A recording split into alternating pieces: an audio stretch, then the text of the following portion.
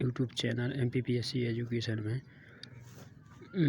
मैं आज आपके साथ MPPSC में सेलेक्टेड सिम्मी यादव मैम की कॉपी को डिस्कस करूंगा कि कैसे आंसर लिखे जाते हैं MPPSC में, जिनकी 3rd रैंक आई है MPPSC 2020 के रिजल्ट में। सिम्मी यादव पहले एक इंस्टीट्यूट में पढ़ा भी चुकी हैं, वो थोड़ी क्लास लेती थी।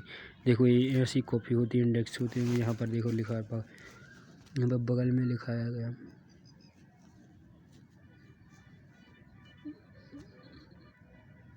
थोड़ा रुकना,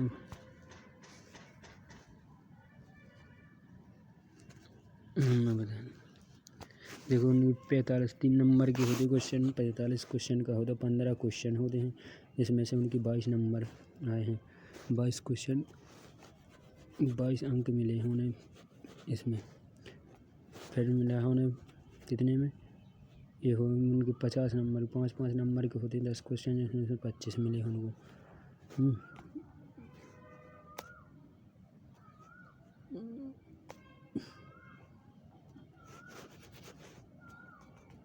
मैं बात करूँ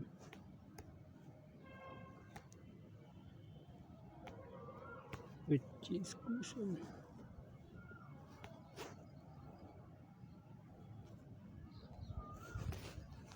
उनकी आते हैं 11 मार्क की आते हैं क्वेश्चन। 511 पर 55 पे 31 नंबर मिले हैं उनके। कुल मिला के 150 में से 78 नंबर आए हैं।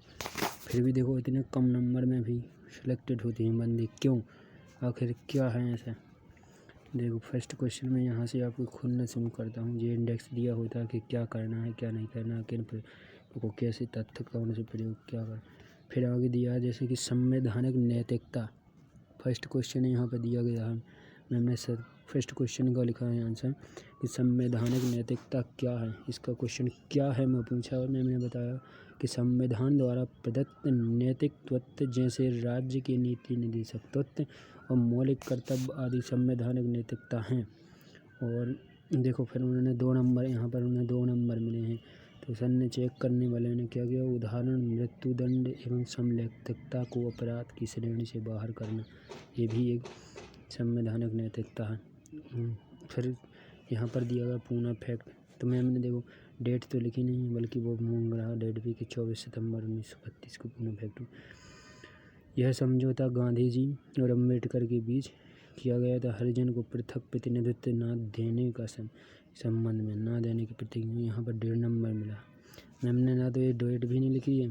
तो मैं एक बात तो क्लियर है BSc में कि हर क्वेश्चन में देखो कि यहाँ पर मैम को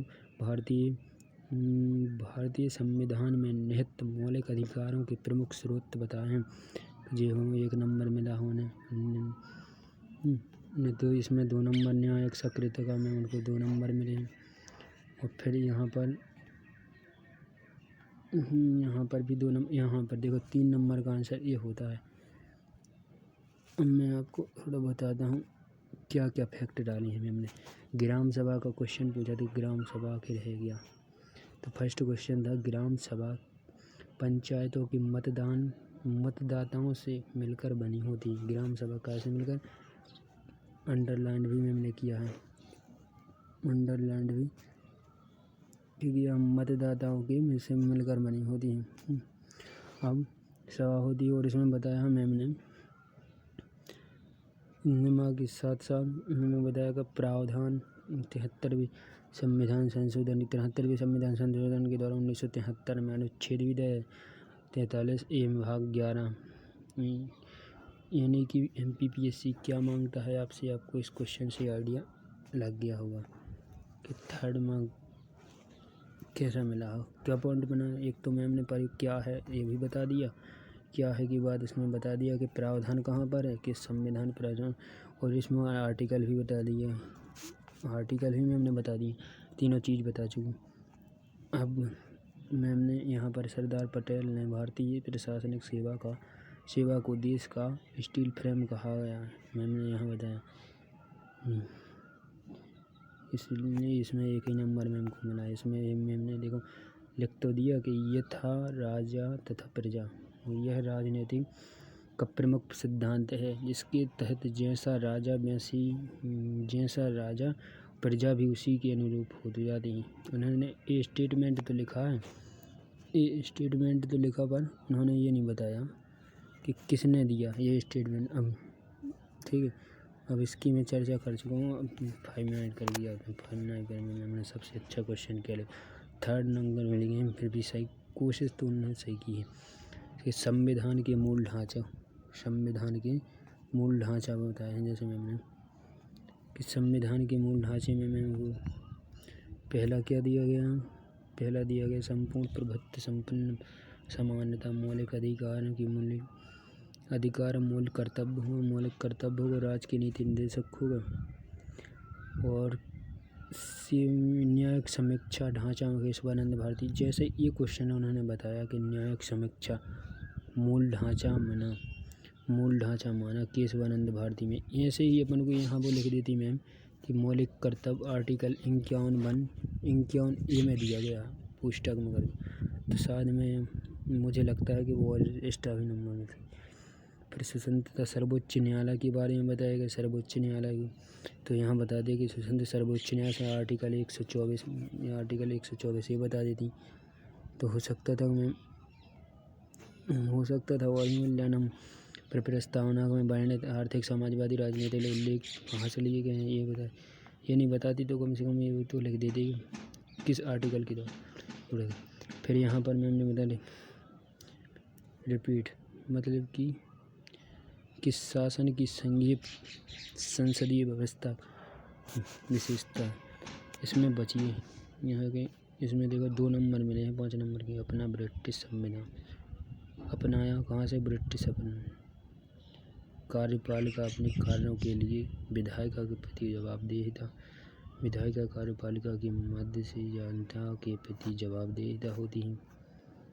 ये उनका ये क्वेश्चन होगा। तथ्यों को बढ़ाएं, मतलब कि उन्होंने बताया ना कि तथ्यों को बढ़ाएं, क्यों उन्होंने कहा 5 नंबर में। उन्होंने देखो एक ही परिभाषा दी है, एक ही उदाहरण दिया है, एक ही परिभाषा ना तो उदाहरण है इसमें, ठीक है। तो तथ्य ज़्यादा जरूरी, सबसे ज़्यादा जरूरी तथ्य। लोकतंत्र के राजनीतिक दल क्यों आवश्यक है। मैं ज़्यादा वीडियो बड़ा नहीं करते हुए मैं आपको बता दूं कि 3rd मार्कर भी हो गया, 5 मार्कर भी हो चुकी है। अब करते हैं बात अपन 11 मार्क। ऐसे क्वेश्चन से बचें। क्या है कि सही लिखना होता है, बी में नहीं समिति में। DPSP मूल अधिकार अनुच्छेद ये जोड़ते तब मिलता है एक। मैं गाता हूँ कितने नंबर 11 मार्कर में जी है 11 मार्कर में हर में आपको क्या मिलेगा, एक और अथवा मिलेगा। तो उसमें बताया कि भारत में स्वतंत्रता की मांग में भी संविधान बनाने की मांग छिपी हुई है।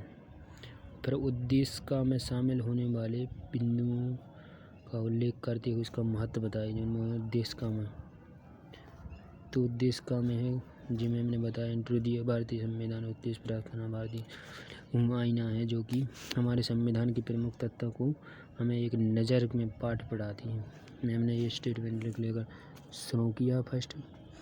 अब मैम ने बताया कि उद्देश्य का के प्रमुख बिंदु एक जो संपूर्ण संपन्न प्रभुत्व महत्व क्या वास्तविक प्रभुत्व भारत के लोगों में निहित होने का।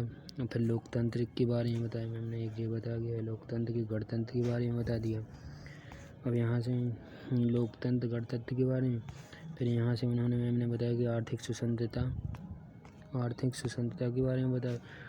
आर्थिक स्वतंत्रता, समाजवाद और राजनीतिक स्वतंत्रता, विचारक और अभिव्यक्ति की स्वतंत्रता, धर्म की स्वतंत्रता, प्रतिष्ठा और अवसर की स्वतंत्रता ये बताएगी। फिर ये है उन्होंने धर्म की स्वतंत्रता, फिर प्रतिष्ठा किया होता, समानता, एकता, ये इनके बारे में थोड़ी बताए। सबसे आंसर यही माना जा सकता है। उनमें उन्हें मिले हैं 6 नंबर। गुड, सबसे बेस्ट आंसर है यही, मुझे भी लगा। फिर उन्होंने बीच में बात भी दी इंटरव्यू। अब इसमें मैम ने क्या बताया, पूछा क्या था क्वेश्चन, मूल अधिकारों की विशेषता पूछा था। मैम ने क्या दिया, मैम ने स्टूडेंट 12 से 35 में 6 मौलिक अधिकारों के बारे में, 13 में ये दिया, 14 में ये दिया और 21 में बात, 23 में जो 25 में ये 4 नंबर मिले हैं। क्या उसमें क्या छोड़ दिया, आप समझ ना जाए तो आप प्रश्न को अच्छे से नहीं समझ पाए। 4 नंबर इसलिए क्यों पूछा क्या था, मौलिक अधिकारों की विशेषता पूछी थी। मैम ने लिख दिया आर्टिकल, ये मैं इतना जे दिया ये नहीं, ठीक है जे दी सही है। फिर एक और आ गया, सबसे अच्छा आंसर मानूँ तो मैं इसको मान सकता हूँ कि राष्ट्रीय पिछड़ा वर्ग आयोग की शक्तियाँ और कार्यों की चर्चा करें। तो इसमें क्या दिया गया, मैम ने दिया गया संविधान के आर्टिकल 338B में राष्ट्रीय पिछड़ा वर्ग आयोग वर्णित है, जिसमें से आर्टिकल 102 संविधान संशोधन अधिनियम 2018 के तहत संवैधानिक दर्जा दिया गया। गठन बता दिया कि इतने में गठन हुआ था। संवैधानिक दर्जा 2018 में अध्यक्ष, एक अध्यक्ष, एक उपाध्यक्ष, 3 सदस्य होते हैं। आर्टिकल 338B में दिया गया है। और उसमें बता दिया वर्तमान अनुच्छेद के बारे में बताया गया जी। अनुप्रयुक्त संवैधानिक प्रावधान क्या है, वो वर्तमान में कौन है अध्यक्ष इसका, ये बता दिया मैम ने। फिर यहाँ पर बताएंगे उनकी शक्तियाँ। यहाँ से देखो क्वेश्चन में पूछा था कि राष्ट्रीय पिछड़ा वर्ग आयोग की शक्तियाँ, ठीक है। यहाँ मैं बता दूँ उनको राष्ट्रीय पिछड़ा, तो मैम ने देखो ये शक्तियाँ भी लिख दी। यहाँ से शुरू किया फिर शक्तियों के पॉइंट जी, ठीक है। मैम पूछा भी यही था कि शक्तियों कारणों के बारे में बताई, तो मैम ने ये बता दी कि शक्तियाँ एक जगह किसी संगठन से बनाना, दस्तावेज की प्रक्रिया की जाँच करना। और यहाँ पर कार्य भी दिए गए हैं, हमने क्या कार्य भी दिए। और फिर एक इंटरव्यू 11 नंबर का है, तो एक इंटरव्यू भी दिए गए हैं कि स्पष्टता विधिमंडल आयोग की सिफारिश पर इन्हीं के केंद्रों को पिछड़ा वर्गों को 27% आरक्षण दिया गया। इसके अतिरिक्त किले में क्रीमिलियर सीमा 6 लाख से बढ़कर 8 लाख तक होना है, उक्त समझा ये दिया गया मैम ने स्टेटमेंट। इसके आंसर इसको मैम में 7 नंबर मिले, इसको मैम को 7.5 नंबर दिए गए हैं। कितना अच्छा आंसर, सबसे अच्छा आंसर मैम ने यही लिखा, 7.5 नंबर। कुछ खूबियाँ भी हैं मैम की, कुछ गलतियाँ भी मैम ने की हैं, तो उसको अगर सुधारें इसी के द्वारा, ऐसे क्वेश्चन आंसर सॉल्व करेंगे तो हो सकता है अगली होने वाली गलती कम हो जाए। एक ये भी क्वेश्चन आंसर है, उसने अच्छा फ्रेमिंग की है कि एक विषय के रूप में लोक प्रशासन के विकास की विभिन्न चरणों को समझाई, तो मैम ने ये बता दिया। फिर कालक्रम दिया गया है, कालक्रम मैम ने दिया गया, कालक्रम भी दिया गया, विषय वस्तु भी दिया गया है। विषय वस्तु के बाद मैम ने जी मैं काल समय दिया गया है। यहाँ वो उसकी विशेषता बताई गई है कि यहाँ पर यहाँ देखो ये भी नंबर बहुत टॉप मिले, इसमें भी उसको कितना अच्छा लिखा आंसर है, वाह गुड आंसर। ऐसे ही आंसर लिखे जाते हैं। यहाँ से मैम ने फिर उसे इंटरव्यू भी दे दिया 11 नंबर में, जहाँ तक लगता है मुझे सब में इंटरव्यू देना चाहिए। तो हेलो दोस्तों, आपको अगर मेरी वीडियो पसंद आई हो तो इस चैनल को सब्सक्राइब लाइक प्लीज़ कर देना। और मैं ऐसे ही वीडियो ज़रूर लाता रहूँगा डेली यूट्यूब पर। इसके लिए मैं आपका हार्दिक स्वागत करता हूँ। धन्यवाद।